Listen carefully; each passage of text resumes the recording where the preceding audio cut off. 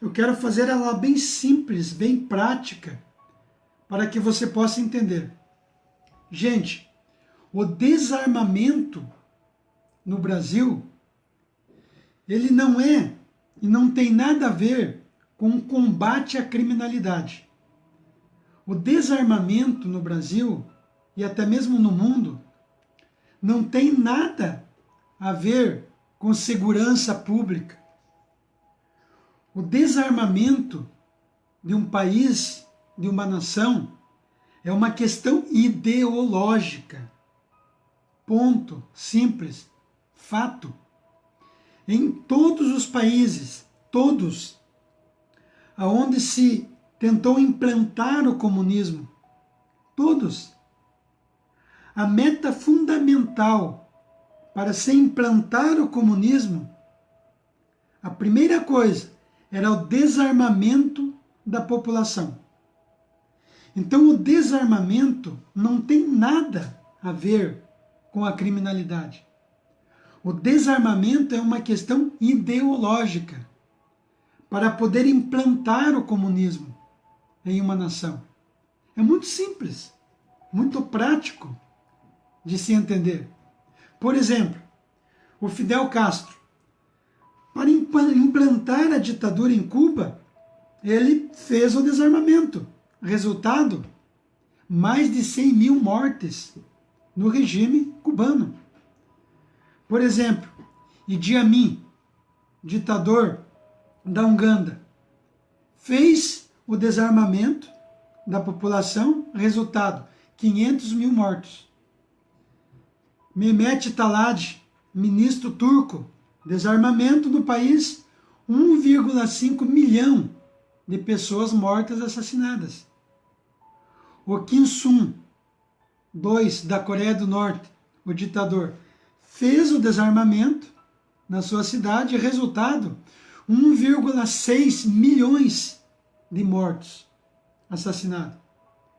Pol Pot, por exemplo, líder comunista no Camboja, fez o desarmamento da sua população, 1,7 milhões de pessoas mortas. Nós temos, por exemplo, Adolfo Hitler, na Alemanha, desarmou toda a população. Resultado, 13 milhões de pessoas assassinadas e mortas. Isso é um número por baixo, gente. Eu estou jogando por baixo.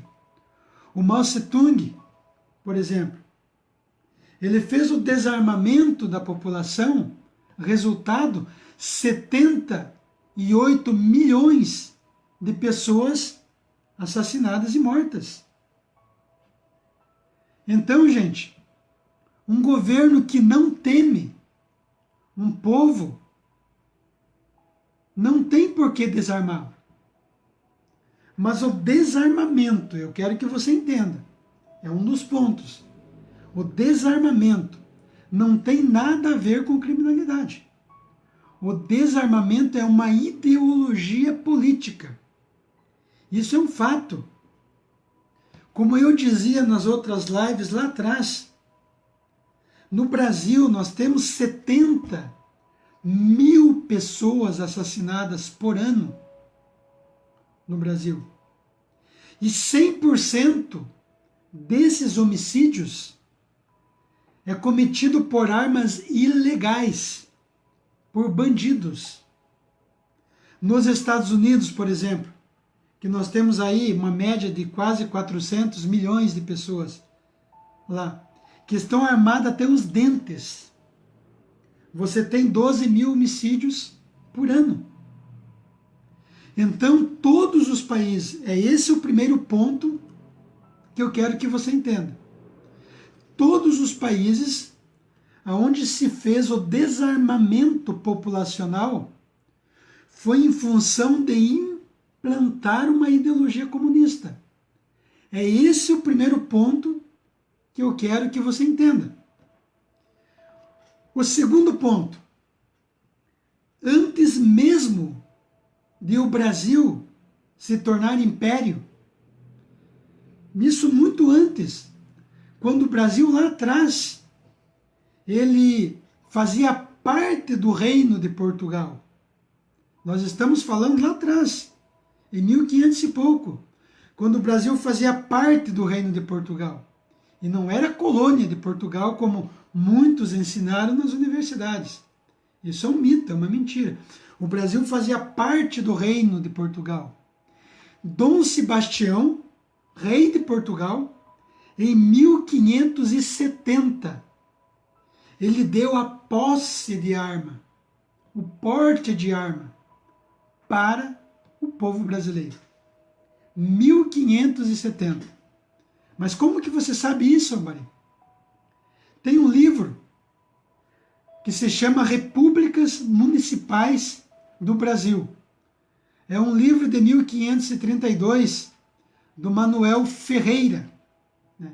E depois nós temos outros historiadores, Tito Ferreira, né? Que foram historiadores que estudaram mais de 150 mil documentos de fontes primárias, onde eles contam a verdadeira história do Brasil e de Portugal. Não a história contada pelos professores marxista, leninista, revolucionário das universidades brasileiras. Não, gente. A história do Brasil foi recontada pelos comunistas.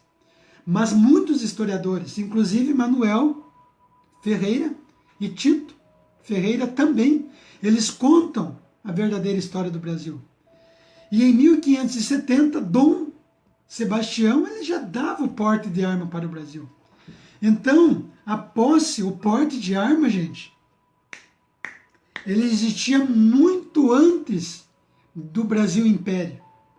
Muito antes da independência do Brasil, que foi dado um golpe no Brasil por Dom Pedro I e José Bonifácio para entregar o Brasil à maçonaria.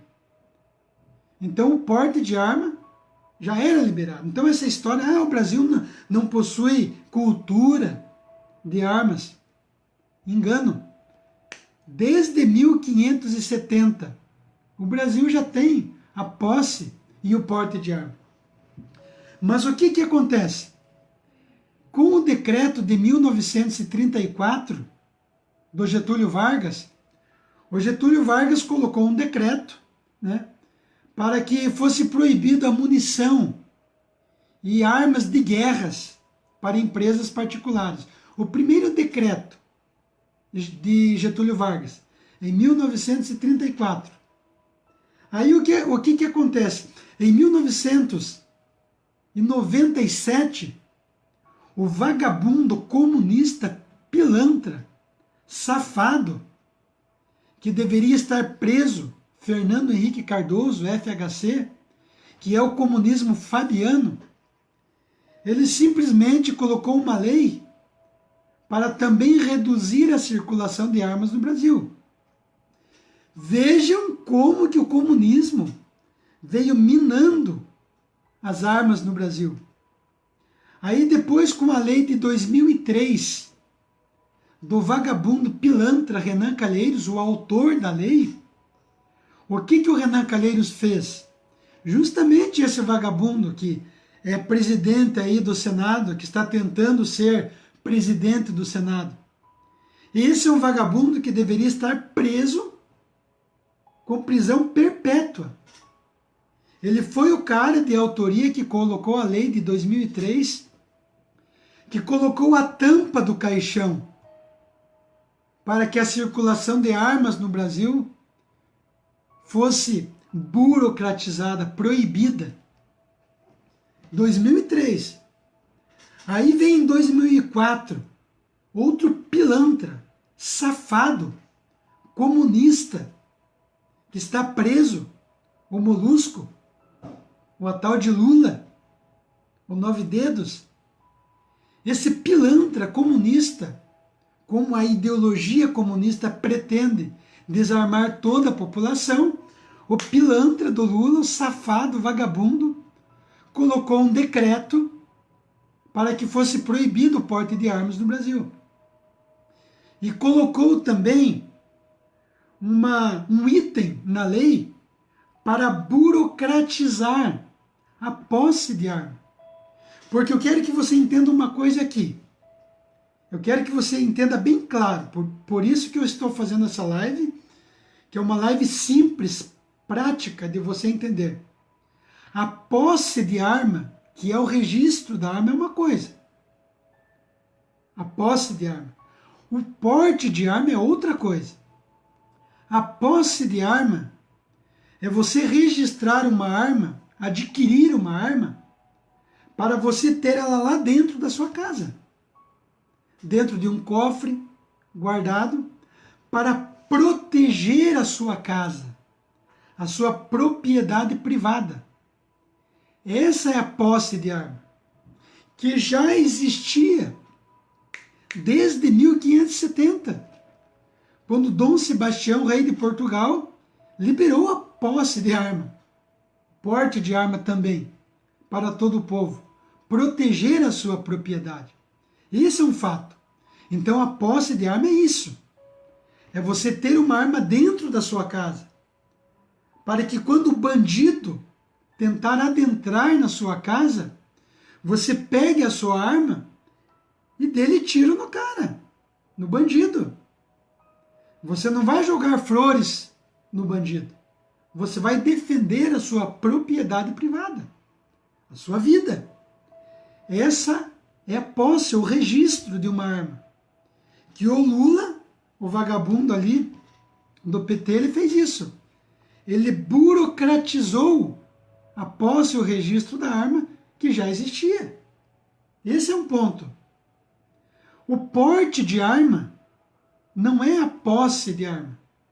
O porte de arma é você colocar uma arma na sua cintura e você poder circular livremente pelo Brasil para defender a sua vida. Entendeu? Esse é o porte de arma. Então tem uma diferença. A posse de arma é você ter uma arma na sua casa. O porte de arma é você poder circular com uma arma para poder se defender do bandido. E o que acontece quando o Bolsonaro ele libera a posse de arma? Ele não criou nada. Ele apenas desburocratizou aquilo que o comunismo estava tentando justamente proibir tudo no Brasil. Por quê?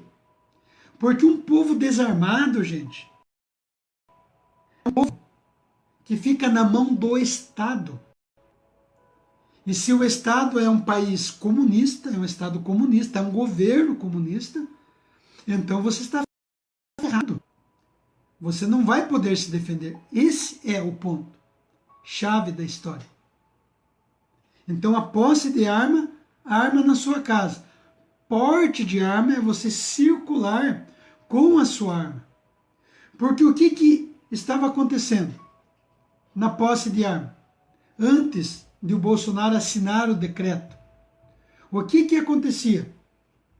Todo cidadão poderia ter uma posse de arma. Nunca foi proibido. Mas o que acontecia? O cidadão, ele ia lá, fazia um curso de tiro para ter o posse de arma, fazia um registro, você tem que ter pelo menos 25 anos, você não pode ter antecedentes criminais para ter uma arma legal, esse é o fato. Então, na hora que você iria pedir uma arma, comprar uma arma, a Polícia Federal negava. Ela começava a colocar algumas controvérsias no meio, dificultava a liberação da posse de arma. Esse era o ponto. Com a assinatura de Bolsonaro para o decreto, agora, para a liberação da posse de arma, o Bolsonaro desburocratizou esse item. Ele mexeu no item apenas. Ou seja, hoje para você ter uma posse de uma arma, você vai fazer um curso de tiro. Esse é o primeiro ponto. Você vai fazer um registro também na Polícia Federal. Tem que ter 25 anos no mínimo. Você não pode ter antecedentes criminais. Só que na hora de comprar uma arma, de fato, na prática, não vai ter burocracia. A Polícia Federal vai liberar a arma para você. Ponto. Simples.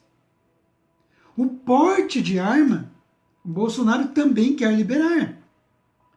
E com certeza o porte de arma também é importante.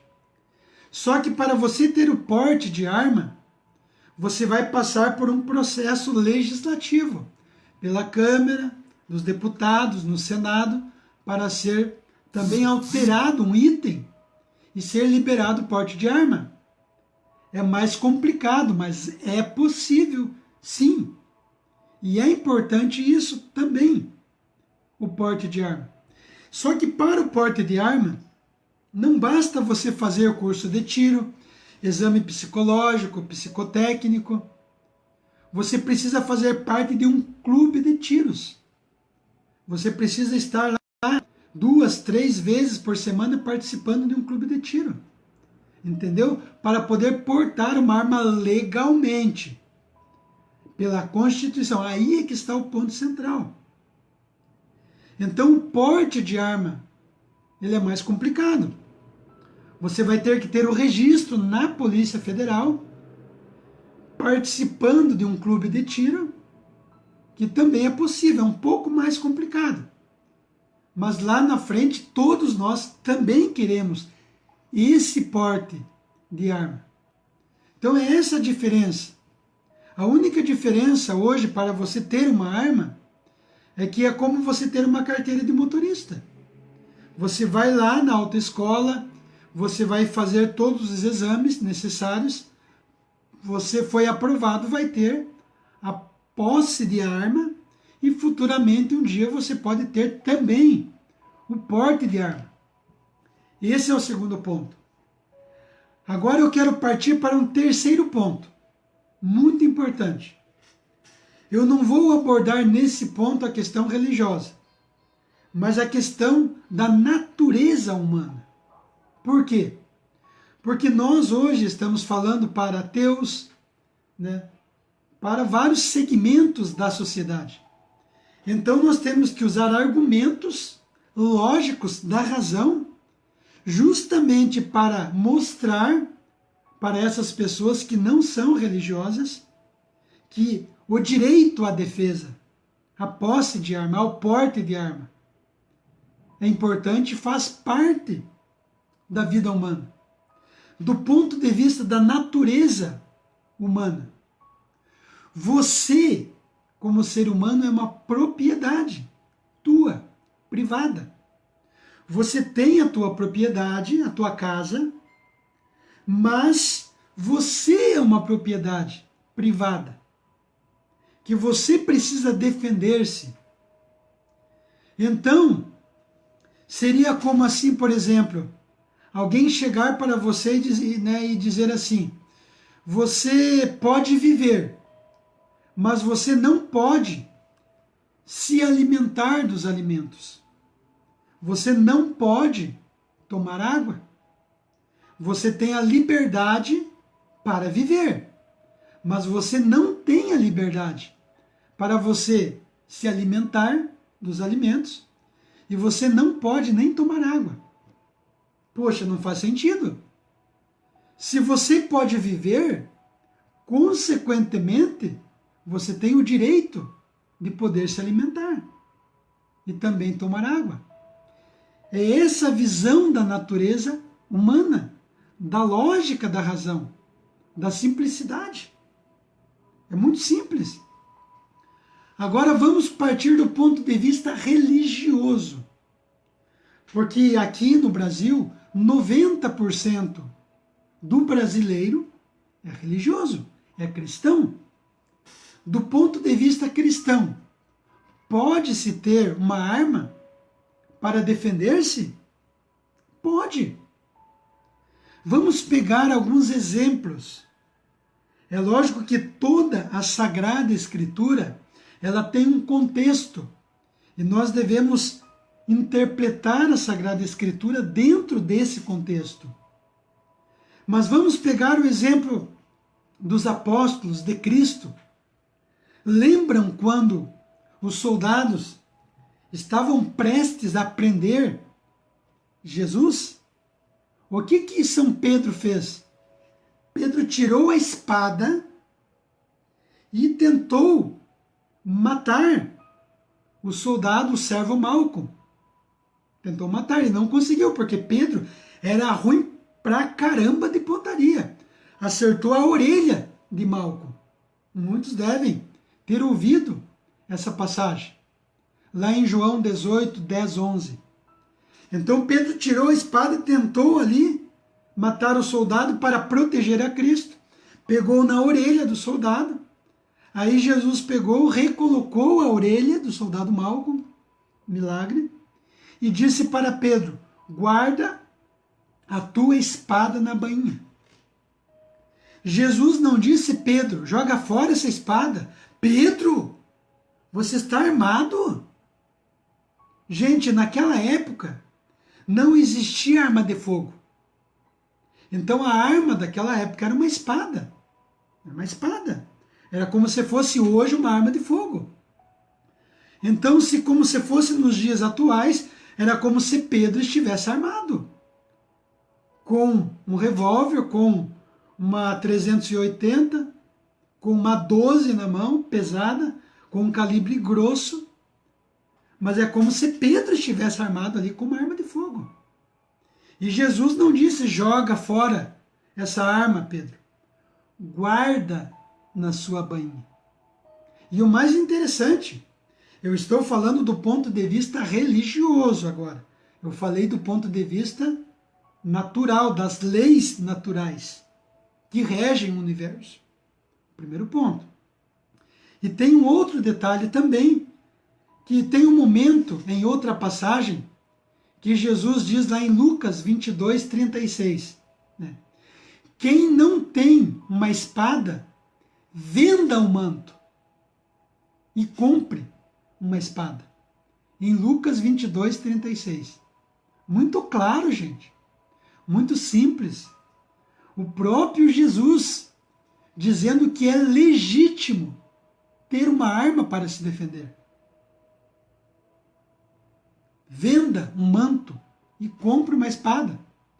Aí os apóstolos, os discípulos trouxeram: temos 2 espadas. Tá bom. Passagem bíblica.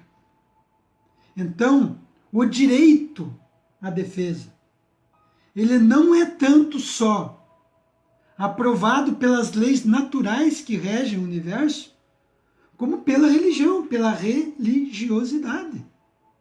Nós temos o direito para nos defender. E então hoje, como nós temos também hoje 65% do povo cristão no Brasil é católico. Então, automaticamente, 65%, 70% de você que está aqui nos ouvindo é católico. Eu sou católico. Né? Então, eu quero dizer para você o que a Igreja Católica fala sobre você ter uma arma para se defender.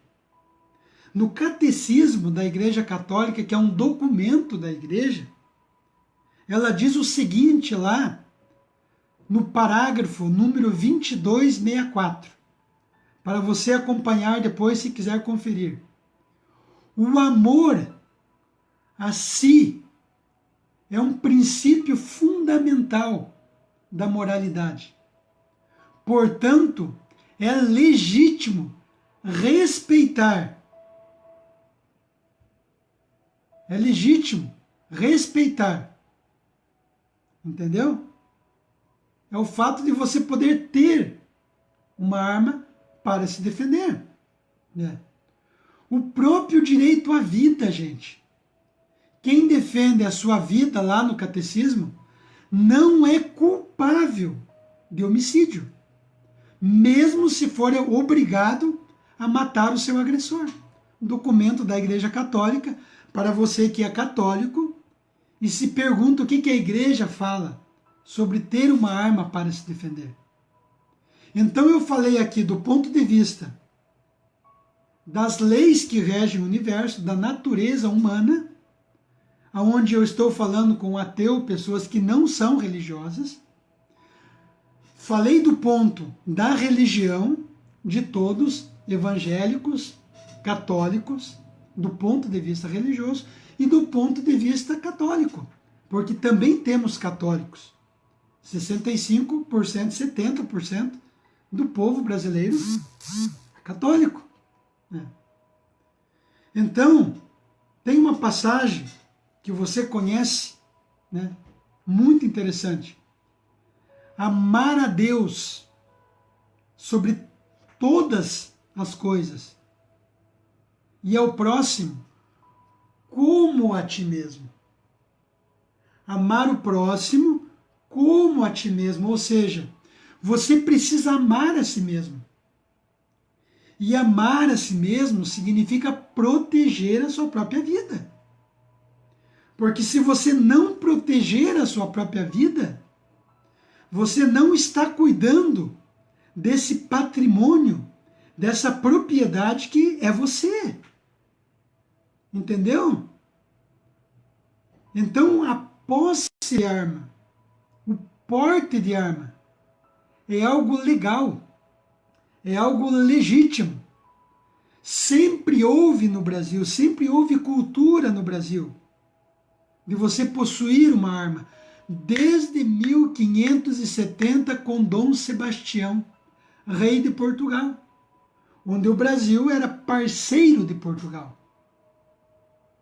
Então essa historinha, essa falácia do Estatuto do Desarmamento, bando de FDP comunista, tem que acabar com isso. Esse Estatuto do Desarmamento é uma porcaria, gente. É para transformar o Brasil em um país comunista. E o que nós temos que fazer? Uma distinção são de armas ilegais e de armas legais. É essa a diferença. Os 70 mil homicídios que tem no Brasil é cometido 100% por armas ilegais.